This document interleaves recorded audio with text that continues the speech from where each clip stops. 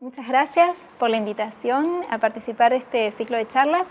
Mi nombre es Analía Forasiepi, soy paleontólogo del CCT CONICET Mendoza y acá estamos con mi colega. Me llamo François Pujos y yo también soy paleontólogo del CONICET. Esta tarde vamos a hablar de paleontología, que es nuestra disciplina. La paleontología es la ciencia que estudia la vida del pasado y el objeto del estudio son precisamente los fósiles. Los fósiles, siempre que nos llama la atención, pensamos en un dinosaurio. Sin embargo, hay una gran gama de fósiles que va desde un hueso fósil, la impronta de una hoja, hasta las huellas, las pisadas que han dejado los organismos. Aquí, en la Argentina, nuestra disciplina ha sido influenciada por los naturalistas viajeros, por los profesores europeos, que se han afianzado en nuestras universidades y nuestros institutos ya para el siglo XIX. Acá en Mendoza hemos recibido la visita de uno de los más famosos naturalistas, Charles Darwin. Por 1835, Darwin ingresó a Mendoza a través del paso de los Peuquenes, visitando la cordillera de los Andes y describiendo toda la región de la geología de los Andes. Esas son las bases del conocimiento geológico de la provincia de Mendoza y de la cordillera de los Andes, son a partir de estas descripciones de Charles Darwin. Al volver a Valparaíso, él pasa por Uspallata y lo que encuentra es el primer bosque petrificado de América del Sur. Es lo que hoy conocemos como el bosque de Darwin. Está a unos más o menos 2.600 metros sobre el nivel del mar. Y el CONICET ha puesto una placa conmemorativa en el 2009, ¿sí? Junto con la Universidad Nacional de Cuyo, en conmemoración de los 200 años del nacimiento de Darwin y de los 150 años de la publicación del origen de las especies, en 1859.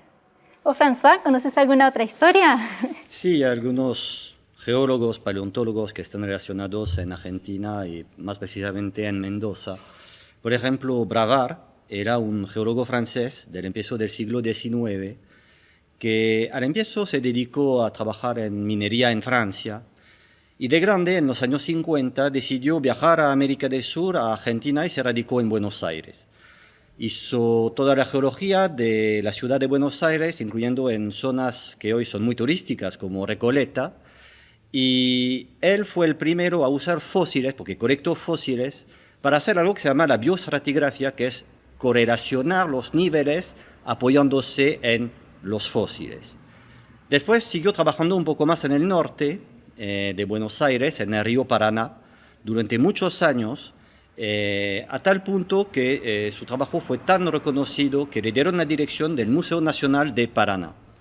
Lamentablemente, Bravard, ¿cuál es su relación con Mendoza? Después de 6 años en Argentina, viajó a Mendoza, donde hubo un terremoto en 1861 y donde lamentablemente falleció Bravard como más de 5 a 10.000 mendocinos.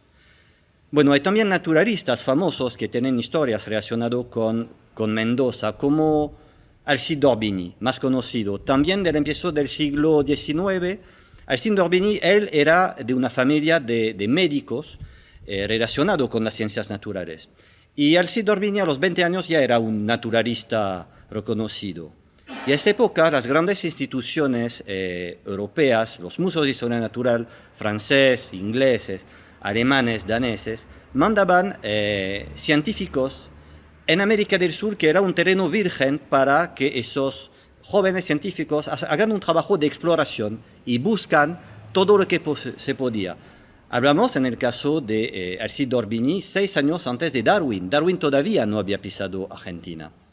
Así que Alcide d'Orbigny fue en Argentina, pero también en Uruguay, en Paraguay, en Chile, en Bolivia, en Perú.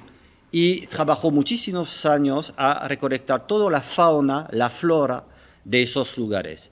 También Alcide d'Orbigny colectó microfósiles, foraminíferos fósiles, microorganismos que viven en el mar, y muchos dicen que Alcide d'Orbigny es el padre de una grande rama de la paleontología que se llama la micropaleontología. Y Alcide d'Orbigny, antes de ir a Bolivia, venía de Patagonia y se dice que pasó por la provincia de Mendoza, subió en la calle Terada, que es una calle que todavía existe acá, y paró una noche en Luján de Cuyo, que es una ciudad que está al sur de la ciudad de Mendoza. Y ahí se fue al norte y a Bolivia.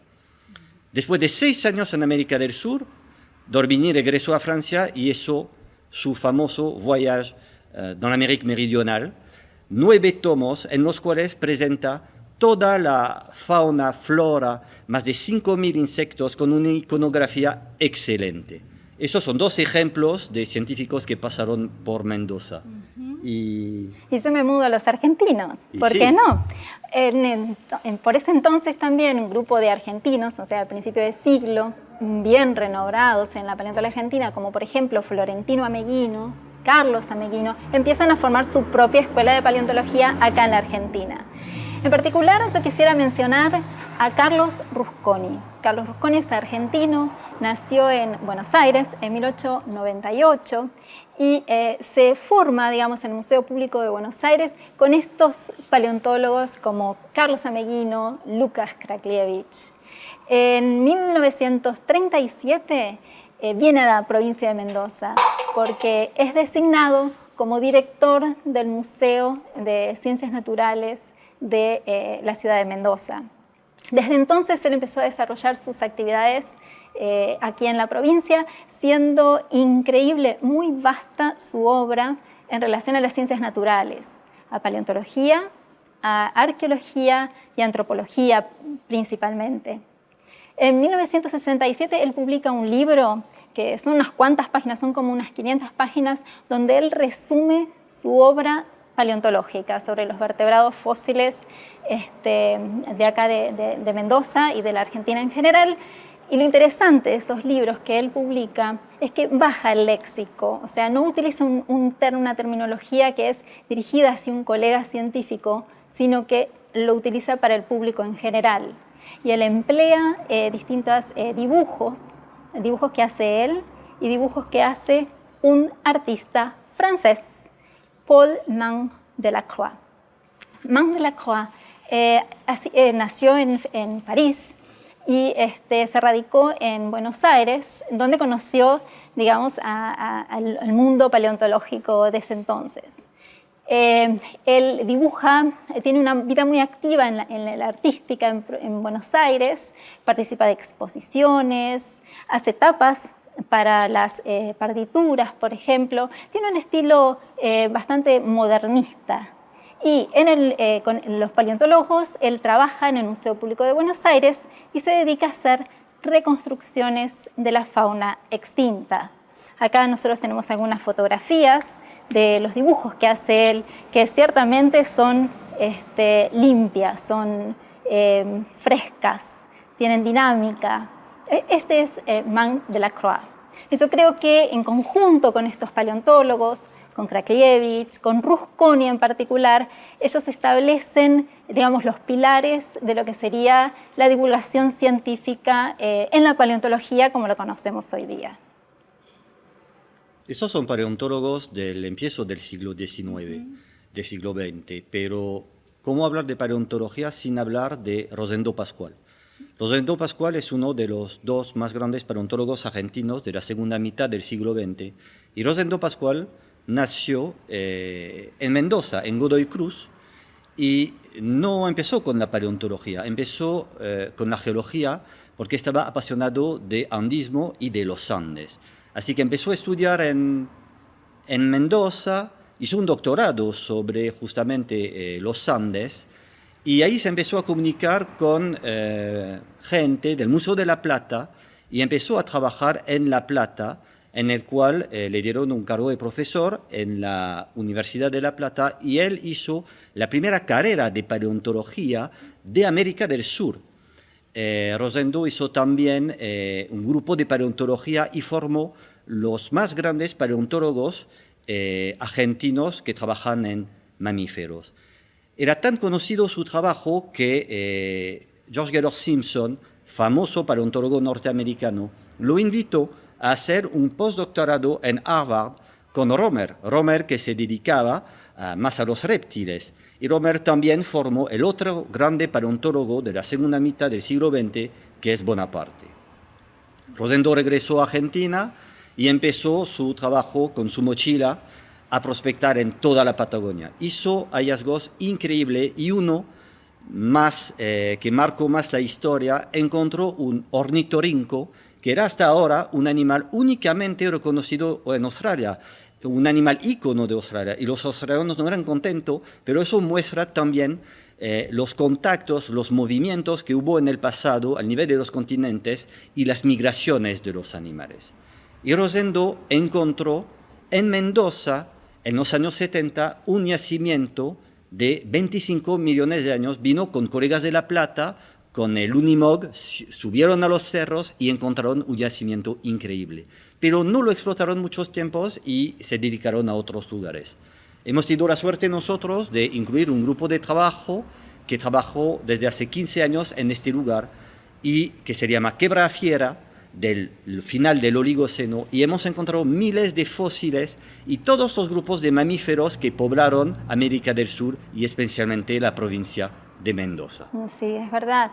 Y siguiendo con Rosendo, o sea, Rosendo también, el legado que nos ha dejado es enorme, y de hecho las escuelas nuestras han sido influenciadas por Rosendo. También nos ha dejado el esquema biocronológico para América del Sur, o sea, un esquema de comparación temporal en distintas localidades. Bueno, y de hecho nosotros estamos trabajando acá en Mendoza en una localidad que se llama Guayquerías, próxima a San Carlos, a la ciudad de San Carlos, acá en la provincia, que es utilizada en este esquema biocronológico sudamericano. Hemos estado trabajando largos años, un poco tratando de averiguar cuál es la fauna que habitaba. Hemos encontrado perezosos, que son, digamos, terrestres, la mayoría son de gran porte. Hemos encontrado también macrauqueñas, que son animales totalmente extintos, muy llamativos porque tenían la apertura nasal, en vez de en el extremo anterior del hocico, lo tenían en el techo del cráneo. O sea, indudablemente tenían algún tipo de apéndice nasal.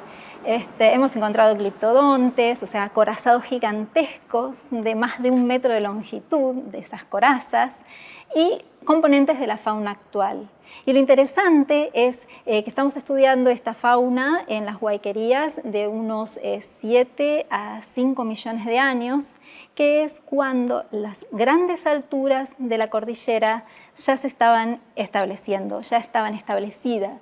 Entonces nuestra pregunta es, ¿cómo era la fauna? ¿Cómo evolucionó esa fauna en los ambientes en el piedemonte andino?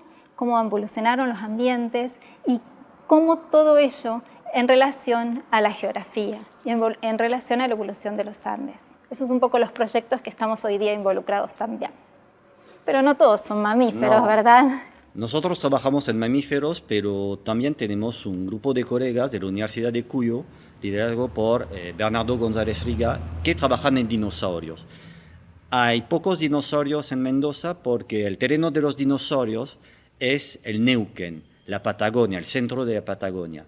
Y la cuenca neuquina es donde se encuentran los dinosaurios. Nosotros en Mendoza estamos en el borde norte de esta cuenca neuquina y Bernardo González Riga y su equipo encontraron en el sur de la provincia dinosaurios saurópodos, herbívoros, titanosaurios gigantes, 4 nuevas especies de titanosaurios.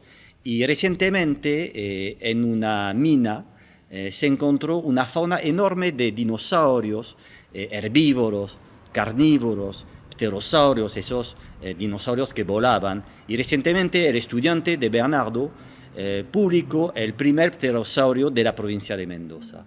Una provincia que queremos mucho y en la cual hemos tenido la suerte de encontrar muchos tipos de fósiles y completar la historia de la paleontología sudamericana. Sí, es verdad. Hay que seguir, ¿eh? Sí, gracias por escuchar. Gracias.